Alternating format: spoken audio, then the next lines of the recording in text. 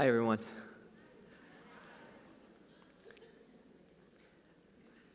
A number of years ago, I had the awesome privilege of interviewing the great Sir Richard Dearlove, who you all know of him through a fictional character in Bond movies, known as M.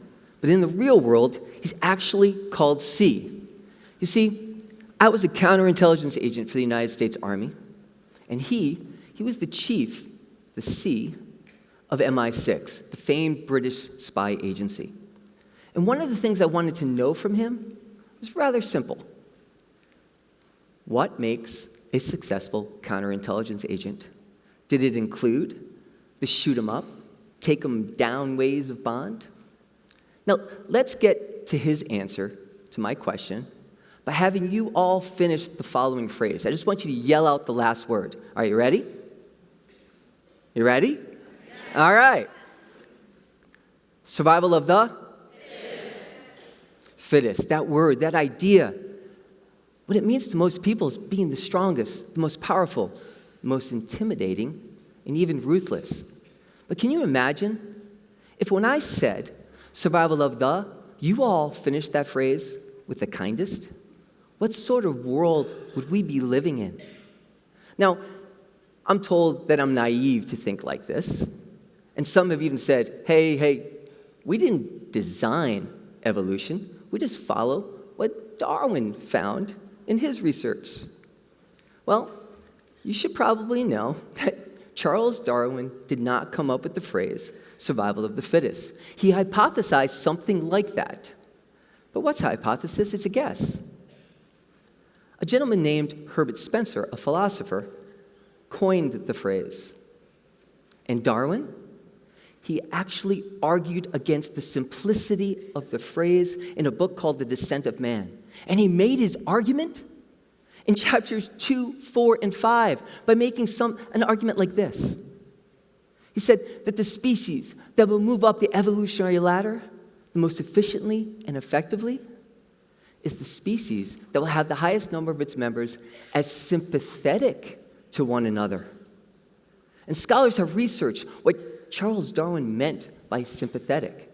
And he meant 3 different things: altruism, generosity, and compassion. So for Darwin, after much of his research, success in evolution is about how sympathetic and compassionate you can be, not how ruthless and intimidating you are. Now let's get back to how the chief of MI6 answered my question about being the most successful counterintelligence agent. He said that the successful agents were the most compassionate agents because they get the information we needed. They get the information we need in order to stop something from happening. He says the reason they get that is because they actually connect with the people they question, thereby learning their truths. Why? Because compassion is powerful enough to bridge the gap between us and those we fear so that we acquire the information we need to understand a problem so that we can fully address possible threats. The challenge I have for all of you today, though, is to reconsider, re-examine, and even redefine a word that we've misused, misunderstood. It's time we change the way we think about compassion. I define compassion as a 360-degree holistic understanding of a problem or suffering of another, with a commitment to take action to address the problem and alleviate the suffering. Now, we've confused and conflated compassion with empathy, and they are different. Where compassion is feeling the same emotion as someone else with no demand for action, compassion is feeling warmth and care for another that includes action.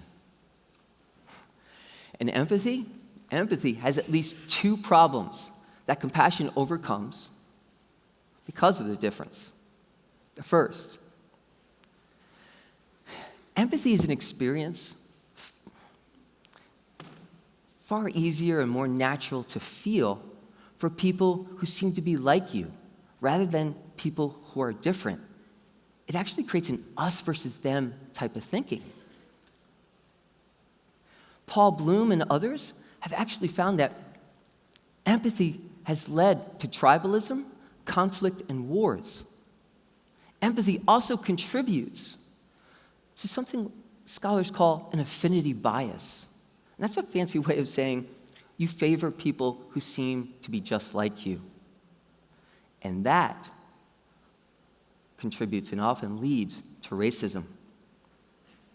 Compassion, though, casts a broad net of warmth and care to all people. There is no us versus them component to compassion. None. It's simply us. The second problem is that empathy leads to burnout and compassion does not. The neuroscience work of Dr. Tanya Singer's lab for human cognitive and brain sciences at the Max Planck Institute in Germany have found that when we think empathetically, we use the neural networks and circuits of pain. So when someone's depressed, you get depressed. When someone's sad, you get sad. In contrast, compassion uses the neural networks of love. And when we're in love, I mean real love, it strengthens you. It makes you feel like you're on top of the world. Why? Because when we think compassionately, we activate a peptide hormone called oxytocin, not Oxycontin. And scholars have researched this, Paul Zak and Sean Aker, and they've explored what happens to us inside our brain when oxytocin is flowing. We release two neurotransmitters, dopamine, which gives us a feeling of reward, and serotonin, which gives us a feeling of calm. And combined together, they give us happiness and hope. And those are the places where resilience resides and success is built. Now, to visualize the difference between empathy and compassion, think of when someone falls into a hole.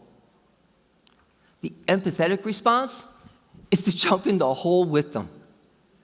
The compassionate response is to hand them down a ladder or a rope and help them up. All right. We get the difference between empathy and compassion.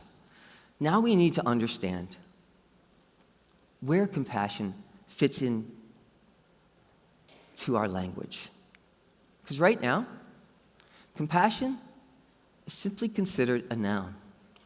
Did you know that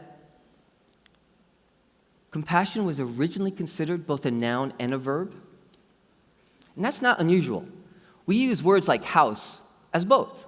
For example, you live in a house, which is a shelter, and you can try to house someone, which is to give shelter. And this is important because compassion is more than something you're in. It's something you do. So I'm not asking for anything new when it comes to making compassion a verb. You know what is new? Our modern notion of seeing it exclusively as a noun.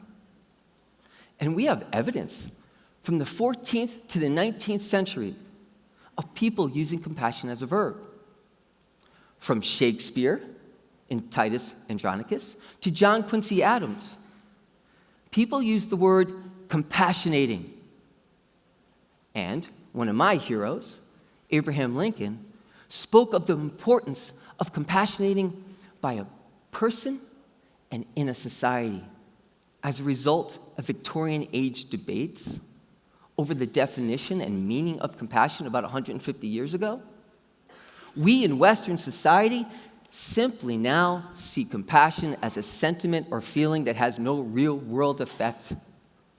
And some Victorians considered compassion a weakness, and we have followed that flawed logic ever since.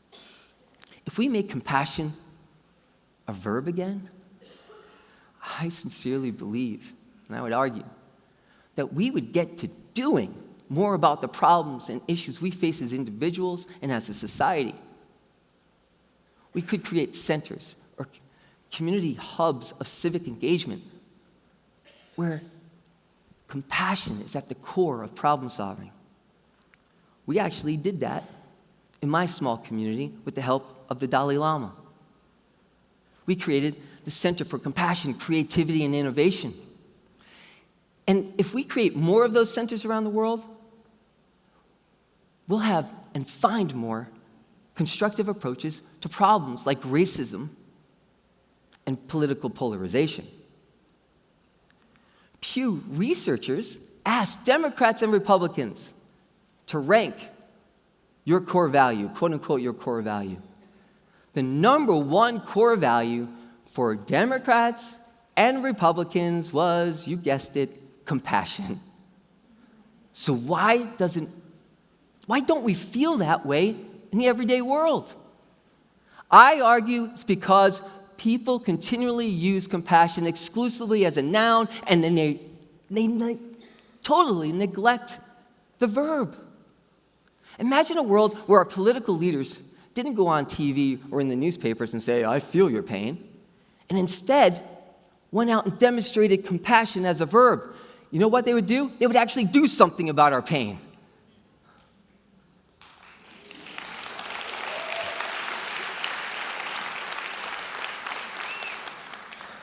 All right, political arena. I'm going to leave that one alone. Let's talk a little economics. Jeff Weiner, the CEO of LinkedIn, does not believe compassion is a weakness. In a recent commencement address, as well as in newspaper articles and interviews, he actually talks about the role of compassion in success. And he said this, quote, managing compassionately is not just a better way to build a team, it's a better way to build a company, unquote. And by the way, he's not alone in thinking like this. There are researchers from various fields and disciplines that support his idea. For example, a team of researchers from UPenn and George Mason University found this, quote, a clear, positive correlation between compassionate behavior, work satisfaction, and company success, unquote. Where there are high levels of workplace compassion, employee retention is 3 times higher. There's 1.7 times higher job satisfaction by employees, and 1.4 more employees engaged in work. All right, we're going to talk a little education now, and I'm actually afraid of this next slide. I'm not kidding. You'll see why. You know what? Let's just get to it. As a kid from New York City, I was basically a C student at a Catholic school where the nuns would take a wooden ruler to your knuckles if you got anything wrong. And for some reason, I had a problem with latitude and longitude. And I got pummeled for my 50-50 guesses. I was scared to go to school. And then my family moved to a suburb in Connecticut, where I walked into a classroom surrounded by maps and globes. I thought I exchanged one hell for another. But I'll never forget my teacher, Mrs. Virginia Peck, and the compassion she showed for my misunderstanding about latitude and longitude. She could tell right away that I was guessing. And she came over, got down on one knee, and asked me how I saw the lines. And I said, I see them up and down and going across. And she said, good. And I almost started crying because that's my problem. And then she taught me a lesson that I've used ever since for learning anything. She did this. She goes, okay, your O in down is the O in longitude. Your A in across is the A in latitude. You see, she helped me to resolve my problem by first learning how I perceived the problem, and then took that understanding to help me succeed. Succeed so much that now, if you go to my house, I'm not kidding here, I have maps and globes in almost every room. And I became a straight A student, where I graduated near the top of my class and did so well in school, I did not have to pay a dime for my PhD. Mrs. Peck. That's Mrs. Peck. You see, one teacher's compassion unlocked one student's potential. And Mrs. Peck's type of classroom versus the nun's torture chamber type of classroom has science to back it up, guys. There have been several studies on a gene called DRD4. It's a dopamine processing gene. And what they've shown is that all types of students outperform other students, all types of students in compassionate classrooms outperform students in learning environments based on intimidation and threats and punishment. So the compassionate classrooms, all types of students, outperform students in those classrooms based on punishment and intimidation. Overall, compassion has several secrets that need to be declassified, revealed, or uncloistered for any of you nuns out there. The first is that compassion leads to success in everything from evolution to espionage to economics to epistemology. The second is that compassion is different and more beneficial than empathy to society. And third, compassion is both a noun and a verb. In short, compassion creates bonds, not the 007 type, but the double down type, between people that make this world a better place. We need to pay closer attention to the words and ideas of Abraham Lincoln and Charles Darwin. For you see, I'm a Dead Poets Society type of guy. I believe in the words of Robin Williams' character, John Keating, who was based on a real teacher here in Nashville in the 1960s at the Montgomery Bell Academy, by the way. And I'll never forget that one line. It still resonates with me when he said, no matter what anybody tells you, words and ideas can change the world. If we make compassionate a word again, we'll not only change this world into something better than it is, but we would literally make a world of hope. I hope that you compassionate in everything that you do. For the more you compassionate, the higher you elevate. Thank you.